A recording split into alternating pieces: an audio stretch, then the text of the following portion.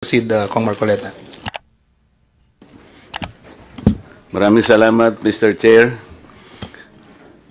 Kanina pong nagsasalita si Chairman George. Patingin-tingin siya sa ating lahat, pero sa akin, di man lang siya nakatingin. Bakit naman ganun? Alam mo na mo magkaibigan tayo.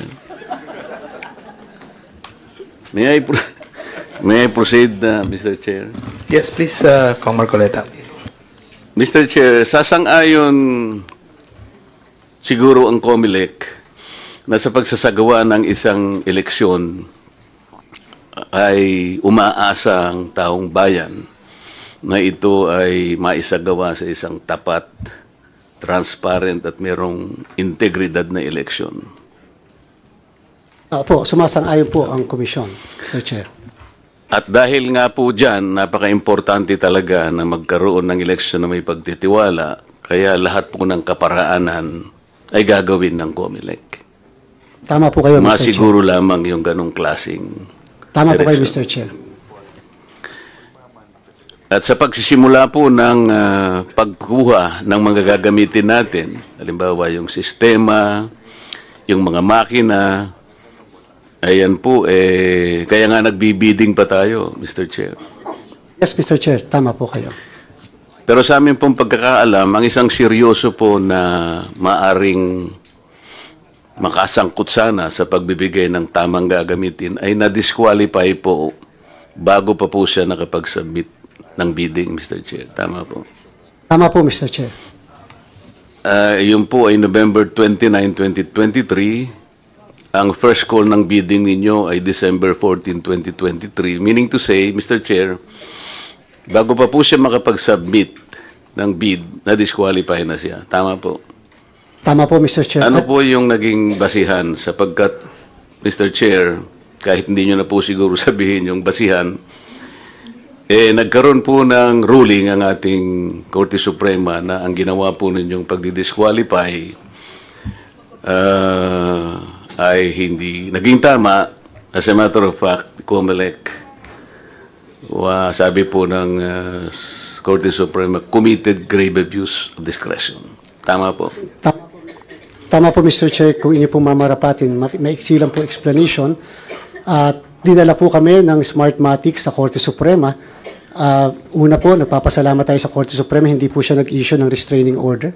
Pinayagan po niya na magtuloy-tuloy ang COMELEC sa issue niya. At ipinaliwanag po niya, nang sabi po ng Korte Suprema sa kanyang desisyon, na wala namang irreparable damage or injury sapagkat presumptive na bidder pa lamang yung Smartmatic. Number 2 po, doon sa issue na kung ano po yung basihan na ginamit po ng COMELEC, yun po yung issue, Mr. Chair, ng integrity ng mismong kumpanya sapagkat at that time, Mr. Chair, meron na pong kaalaman ng inyong Commissioner Elections patungkol sa nangyari noong 2016. At dahil po doon ay kinonsider po namin yung aming discretion. Sabi nga lang po ng Korte Suprema, mali ang COMELEC. Dapat pinapasok niyo muna ang Smartmatic sa procurement at pagkatapos tsaka nyo dinisqualify. Bakit dinisqualify prior to? But just the same, Your Honors, Mr. Chair, sabi po ng kagaranggalan ng Korte Suprema, COMELEC, prospective ito. Hindi po ito retroactive. Therefore, lahat ng ginawa nyo prior to ay okay lang, but it is prospective. Hanggang sa kasalukuyan po,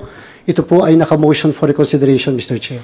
Mr. Chair, kung may tuturing po nating magulang ang Korte Suprema, pag-uusapan ay pag-aayos ng mga legal na usapin, ang isang magulang pagka sinabi po niya sa kanyang anak na, anak, mali ka dyan, nagkamali ka.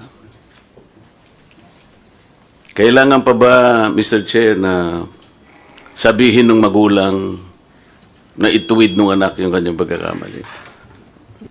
Tama po kayo, Mr. Chair. Subalit, yung sumunod na kaso po na na-file sa COMELEC, questioning naman po, kine-question yung mismong kontrata na pinasok namin, hindi po minarapat ng Korte Suprema ng magulang na mag-issue at pahintuin ng COMELEC sa aming pong paghahanda. Naniniwala po ang COMELEC na kung mali po yung ginawa po namin, Mr. Chair, kung mali po yung unang ginawa ng COMELEC na sinabi prospective at hindi retroactive, sana po ay napigilan na rin kami ng magulang na wag ituloy yung lahat ng ginagawa po namin. Kung kaya po, hanggang ngayon po, nagtutuloy-tuloy po kami sapagkat wala naman pong pagpapahinto mula sa Korte Suprema. Mr. Chair, kasi iniintay po nung magulang na bigyan kayo ng pagkakataon na sa sarili nyo mismo, on your own initiative, ituwid po ninyo yung pagkakamali. Nung sabihin po niya na kayo po yung nagkamali, ang totoo po noon, Mr. Chair, kaya nyo namang ituwid, di ba ba? Mr. Chair, ang problem po namin, nung lumabas po yung desisyon ng Korte Suprema, nakapag-award na po kami. So yung pong magulang ay nasabihan na nakapagbigay na kami ng award. In fact po, Mr. Chair, yung tao, yung mismo entity na binigyan namin ng award ay nabanggit sa mismo desisyon ng Korte Suprema. At sinabi nga po niya na tuloy-tuloy na lang yung ginawa ng COMELEC na pagbibigay ng award. At yun naman po yung naka-motion for reconsideration. At ilang buwan makalipas po ng desisyon ng Korte Suprema, bigla po nagkaroon ng kaso sa Amerika na nagsasabing more or less po, Mr. Chair, tama ang naging kilos ng Commissioner Elections sapagkat nangangahulugan po, may pinagbasihan pala yung aming naging disqualification. Bagamat again, mali pa rin naman po, inaamin naman natin na mali pa rin ang pagkakabanggit, kaya lang po, prospective ang application, sabi po ng ating Korte Suprema. Yun nga po, ulitin ko, wala naman po dun sa pagkakasabi ng Korte Suprema na hindi nyo kayang ituwid yung mali sapagkat napagsabihan po tayo na tayo nagkamali. Yes, Mr. Chair, kung sasabihin po talaga ngayon sa pangalawang kaso ng mismong kino-question yung kontrata na kami ay mali, dyan po kami makakapag-correct, Hindi Mr. po, yung Chair. pinupunto ko kahit na po, wag na nating hintayin muna eh. Kasi nung sinabi ng magulang, Chair George nga niya, nagkamali ka dyan. Isang mabuting anak ka naman, Chair George, sapagkat alam ko naman yun dahil magkaibigan tayo, di ba? Nung sabihin niyang nagkamali ka, bilang isang mabuting anak, hindi ko nakahintayin yung aking magulang na yun. Anak, ituwid mo yan. Ako mismo gagawa ako ng paraan. Bakit hindi mo ginawa, Mr. Chair? Dapat po talaga sana magandang magawa. Kaya lang po, Mr. Chair, meron po kasi tayong patakaran sa procurement and therefore, nakapagbigay na po kami ng award. Kung kami amin po ibabaliwala yung award, na ganung pinayagan naman kami ng Korte Suprema, ng magulang, na magtuloy-tuloy, lalo po kami makakasuhan sapagkat kung sasabihin po sa amin ng Korte Suprema, baliwala yung kontrata. Mabilis pa po sa alas 5, babaliwala namin yung kontrata dahil utos po yun na magulang kung yun po yung sasabihin. Hindi po eh. Kaya nga tinatanong ko, hindi ko na po hihintayin sapagkat nagkamali po ako eh. Pipilitin kong ipakita sa aking magulang na ang pagkakasabi niya sa akin na gano'n, sapagkat pinalaki niya sa gano'n, hindi ko siya hihintayin na sabihin pa sa akin, ituwid mo anak. Ako na mismo ang gagawa. Alam po ninyo, Mr. Chair, kung bakit ganun po ang binibilabor ko ito. Sapagkat kung ito'y dumaan sa ganung paraan na transparent yung bidding, yung Smartmatic is a serious contender. Siya lang po yung pinaka-serious. Yung iba po hindi na bumalik. Kaya natira po ang Miru na sole qualified bidder yata yun. Hindi po sana nangyari yung kung pinayagan sana.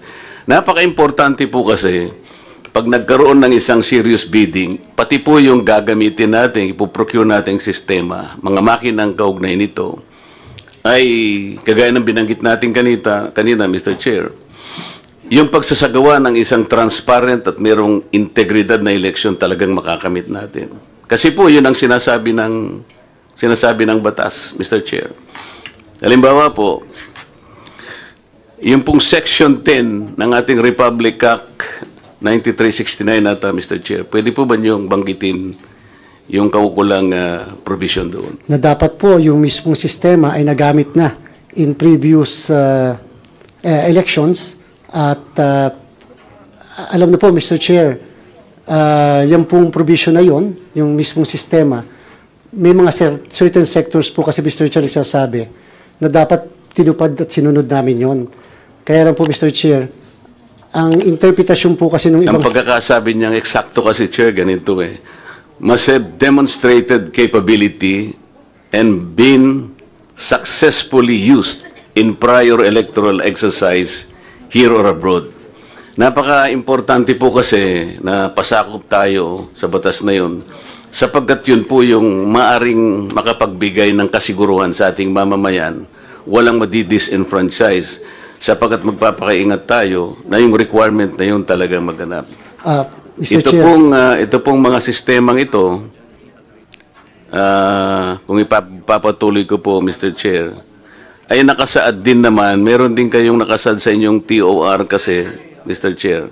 Pwede po ba yung pakibasa yung pahina 20 nung inyong terms of preference, Mr. Chair? Kung inyo pong mamarapatin, Mr. Chair, sapagkat hindi ko po talaga dala yung terms of reference namin, then kung inyo pong mamarapatin, baka po makikibasa nyo po, Mr. Chair, yung mismong...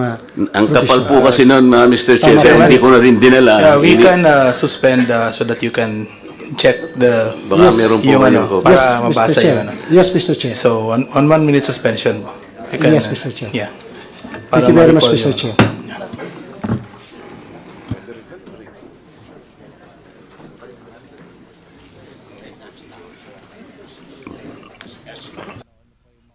Proceed reading. Yes, Mr. Chair. Section 20 on Only the sentence under Section 20, Chair. Yes, Mr. Chair. Letter B, the ACM shall comply with the following minimum requirements which shall be demonstrated by the bidder as compliant during post-qualification unless specified. And please proceed on number 1. Requirements for both paper-based and DRE capability. Yung number 1 po. Yes, Hindi yung... The ACM shall use optical mark reader or optical scan technology with an optional direct recording electronic capability. Yes, so sa inyo pong terms of preference, Mr. Chair, gagamit po tayo ng isang hybrid na makina utilizing OMR and DRE system. Ito pong dalawa combination. Ngayon po, ang itatanong natin, is the combined application of the two technologies, namely OMR and DRE, in one hybrid machine, ever tested anywhere in the world? Mr. Chair, yung pong binanggit po ng kagalang-galang na miyembro ng committee na ito na Section 10 muna po ng 9369, if I may po, with your kind indulgence, system po kasi ang nakalagay doon. Hindi po nakalagay machine.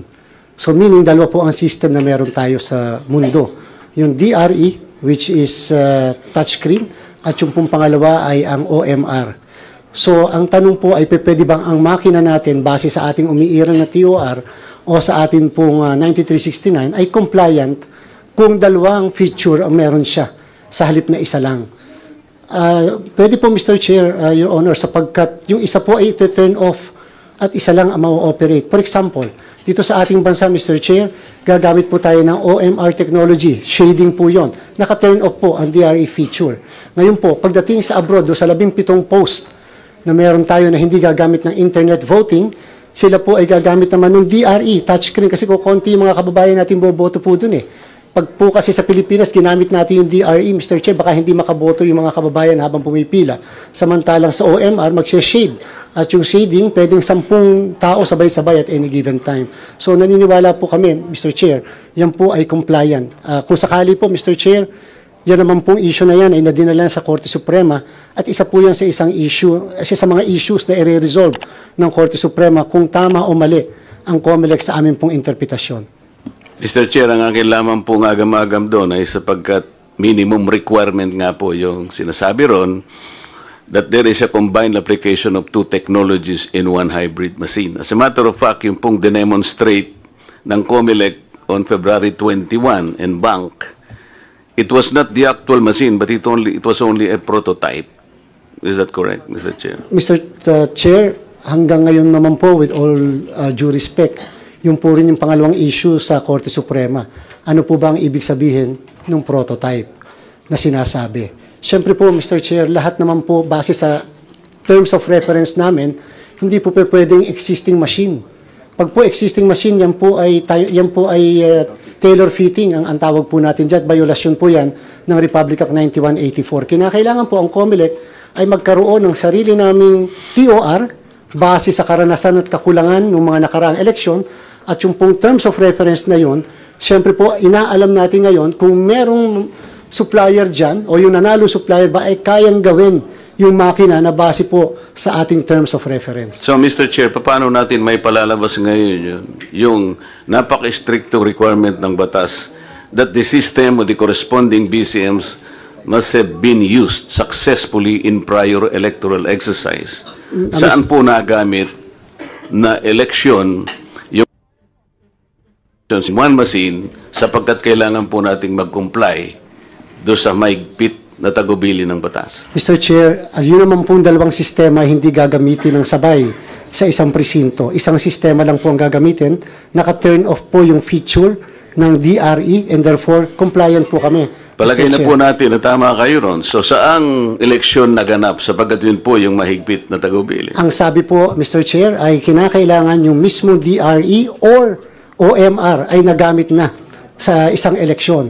Di hamak po, Mr. Chair, na Wala nagamit. pong sinasabing OMR or DRE. Ang sinasabi ay combination Of the na I am system. applying your own ito pong requirement, minimum requirement po ninyo. Pinagsama nyo po kasi. Sana kung hindi nyo na lang pinagsama, okay lang sa amin yun. Mr. Chair, yung pong DRE ay nagamit na po natin noong 1998 sa Maguindanao. At yun naman pong... Hindi po Miru ang gumamit. tama po kayo dahil hindi naman Ang po sinabi sinasabi ng po batas. natin ay the system and the corresponding machines. So hindi po natin pwedeng paghiwalayin. Nagkaroon pa ng complication because you're now utilizing a combined applications, OMR and DRE.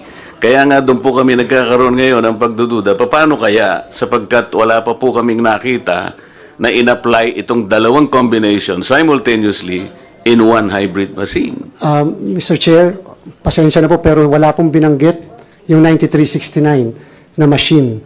Ang binanggit po na 9369 ay system. What Mr. is Chair. a system without a machine, Mr. Chair? Mr. Chair, Will you be able to isolate a machine from the system?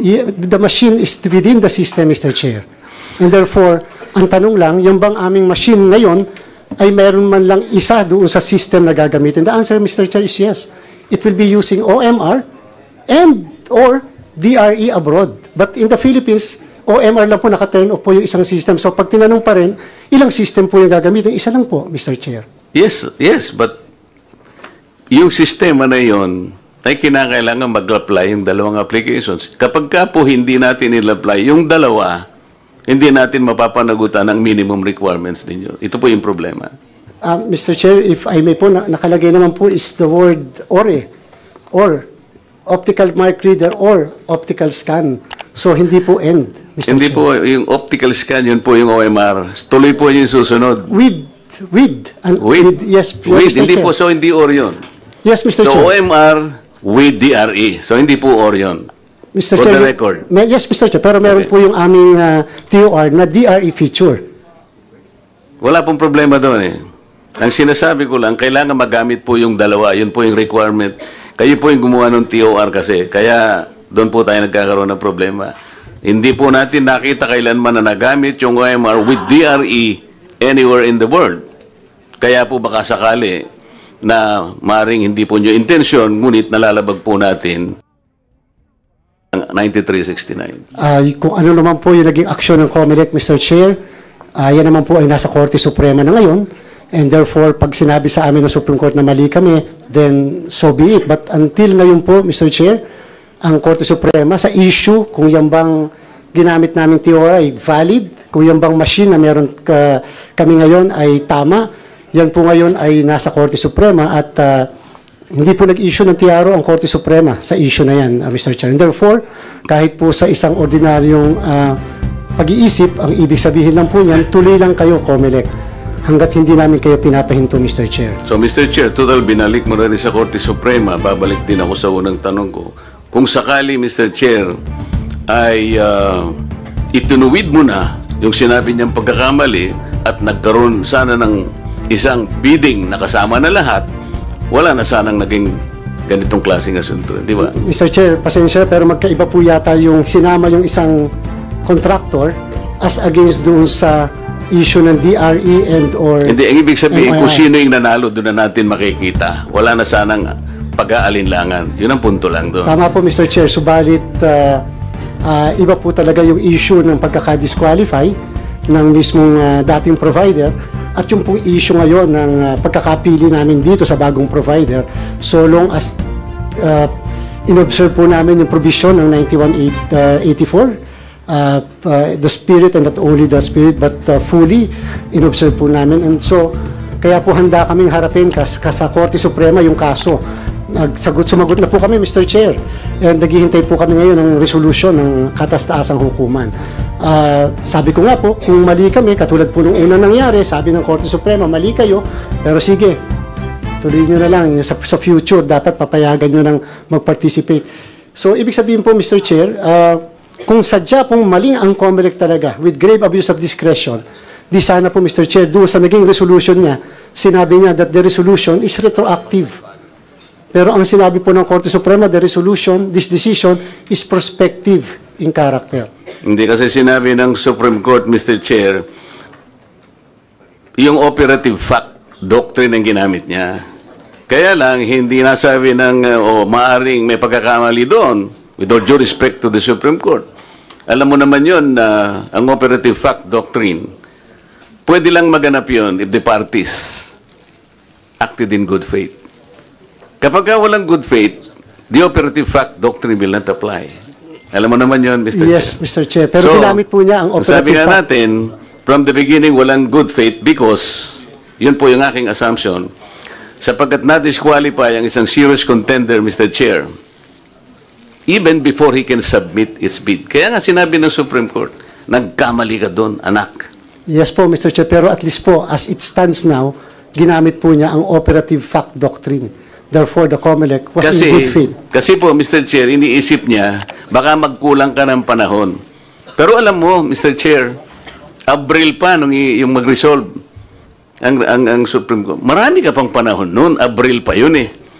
Alam mo naman, yung 2016 election, nagkaroon lang kayo ng kontrata with Smartmatic. September yun eh.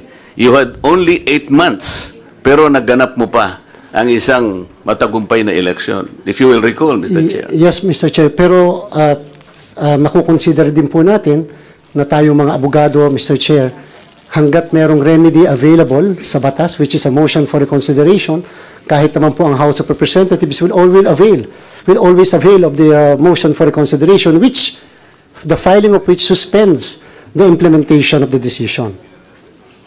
Magkano yung kontrata, Mr. Chair?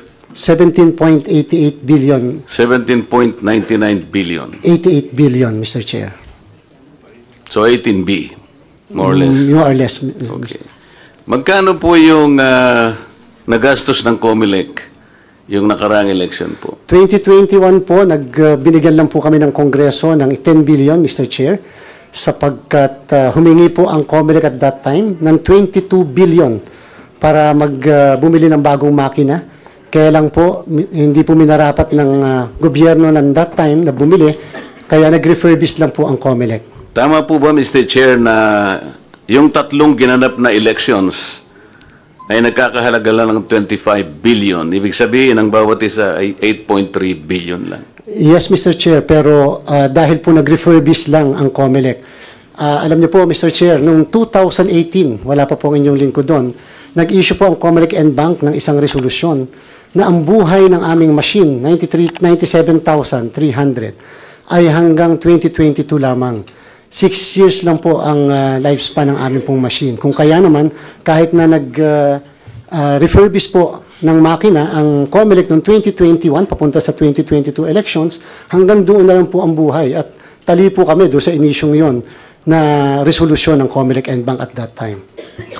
That's beside the point, Mr. Chair, but I wish only to compare between 8.3 billion at saka yung 18 billion. Pero Mr. Chair, yung po ay bundled.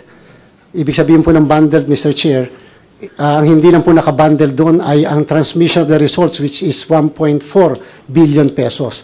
Pero yung lahat ng peripherals, Mr. Chair, kasama po lahat sa 17.88. Kung pinagsama-sama rin po yung lahat ng nakabundle, katulad po ng printing of the ballots. Ang printing of the ballots, Mr. Chair, ay lagi po nakabundle.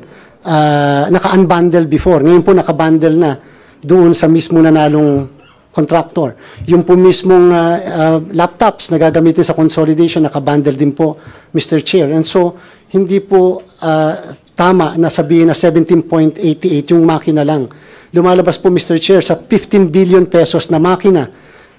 Pag po dinivide natin yan ng 110,000, 149,000 lang po, Mr. Chair, ang lumalabas ang isang makina. Na dapat po, Mr. Chair, ang ABC ng COMELEC ay 155,000. So kaya po kami nakatipid, Mr. Chair, ng 800 million pa. At binigay po ng Kongreso, Mr. Chair, sa amin yung budget para either bumili ng makina or magrenta ng makina. Mas option po namin, Mr. Chair, magrenta ng makina. Mr. Chair, ang problema ko, binigyan lang ako ng 5 minutes.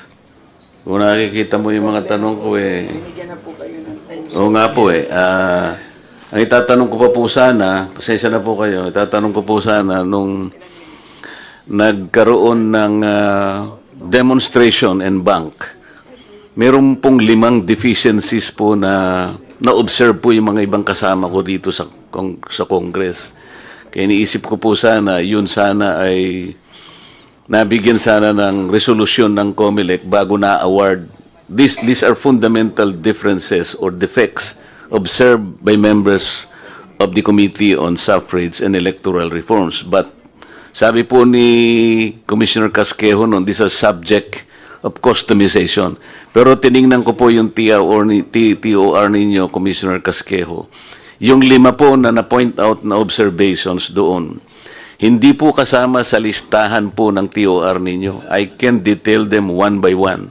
Yun po yung problema. That should have been addressed during the post-qualification period, but not even one has been subjected to the post-qualification. Sana po ay meron pa tayong pagkakataon na makita yan. Hindi ko po alam kung paano natin gagawin. But in the meantime, maraming salamat po, Mr. Chair. Wala na po akong panahon. Pasensya na po kayo. Maraming salamat, Thank you, Mr. Chair. Marcoleta, sa